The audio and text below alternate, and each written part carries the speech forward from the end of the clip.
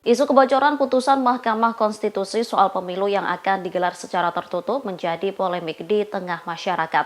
Kapolri Jenderal Listio Sigit Prabowo mengatakan terbuka kemungkinan bagi Polri untuk menyelidiki isu ini.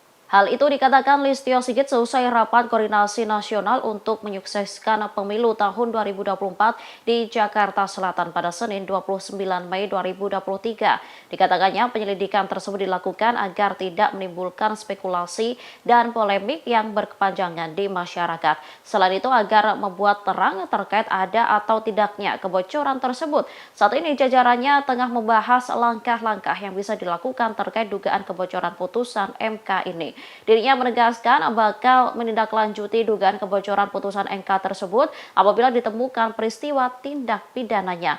Diketahui isu kebocoran putusan MK ini muncul pertama kali dari pakar hukum tata negara Denny Indrayana. Denny mengatakan dirinya mendapat informasi jika MK bakal memutuskan sistem pemilu dengan putusan proporsional tertutup.